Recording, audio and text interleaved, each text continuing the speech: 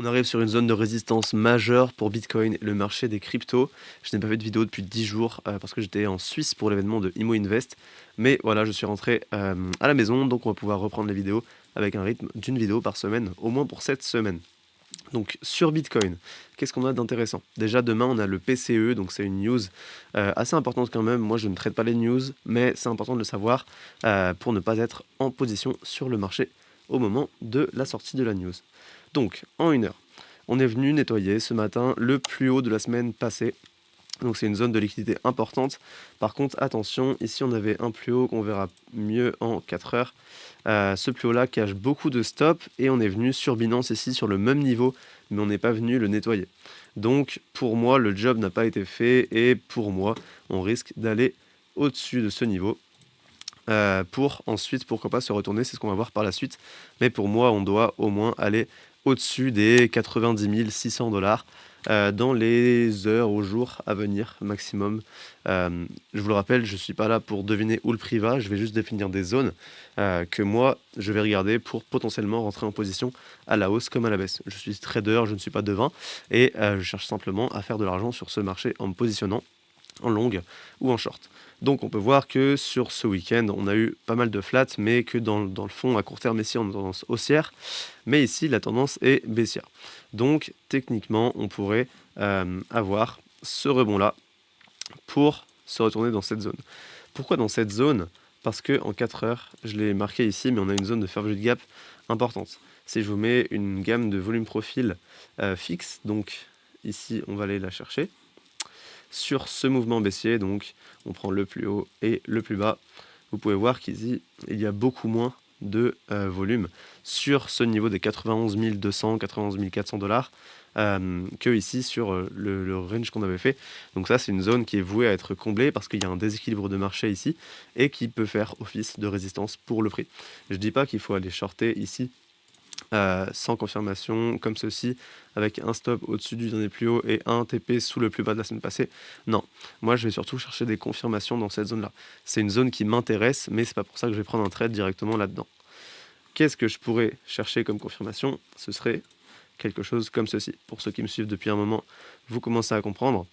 Quelque chose comme ça, avec une grosse correction assez rapide. Un retracement par la suite à la hausse, et là on enfonce, et on pourra définir les targets par la suite.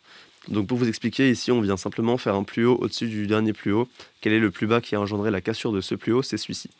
Donc on vient faire notre plus haut et on ne doit pas casser ce plus bas. Par contre ici, si on vient se faire rejeter assez fortement et qu'on enfonce ce plus bas, ici on a une inversion de structure baissière. Et c'est simplement à partir d'ici que moi je vais considérer que la tendance à court terme, elle a changé, elle est passée de haussière à baissière. Et donc là, moi je vais simplement tracer une zone de Fibonacci sur ce mouvement baissier et chercher une entrée par exemple ici. Donc ça me ferait un short où on pourrait rentrer ici avec un stop beaucoup plus serré, ce qui me permet d'avoir un ratio bien plus intéressant. Et c'est ici qu'on va chercher à définir des targets.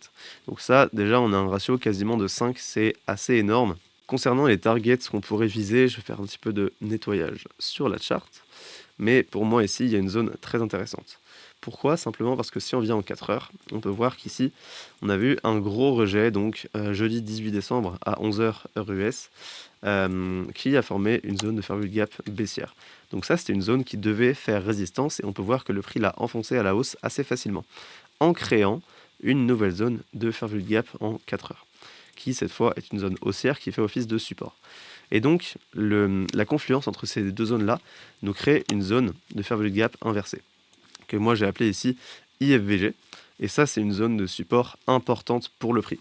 De plus, je pense que si on trace un Fibonacci comme ceci sur le mouvement haussier, on arrive exactement sur la même zone. Donc là, on a une zone OTE à court terme.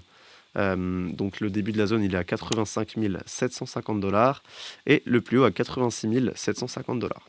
Donc ça nous fait la zone OTE, je vais la marquer pour que ce soit clair. Et donc là on a une confluence importante entre la zone de IFVG H4 et la zone OTE. Et ici, c'est une potentielle target pour nous.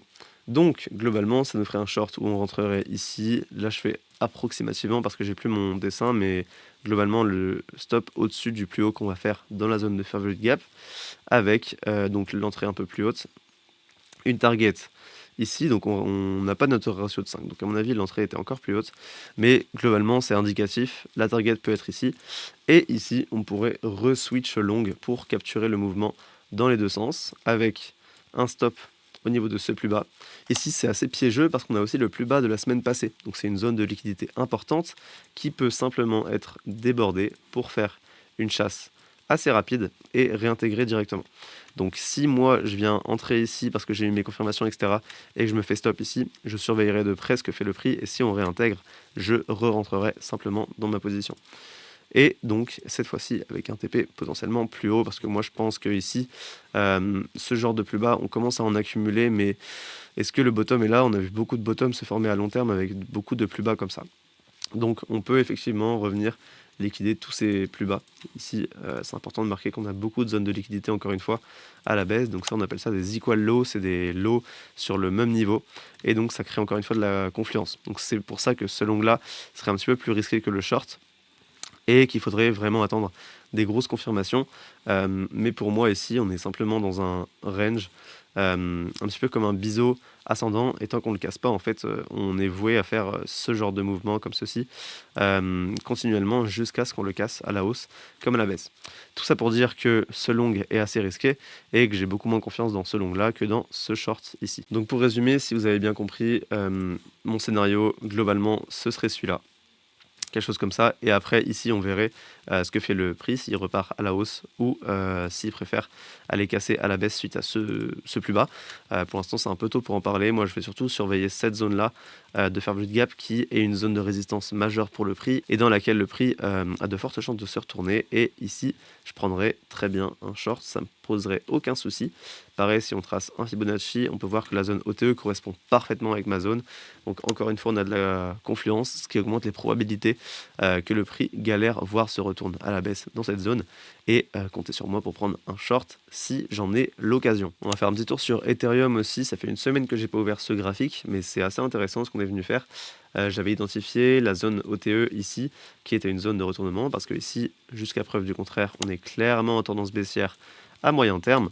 Donc les probabilités étaient de continuer cette tendance baissière.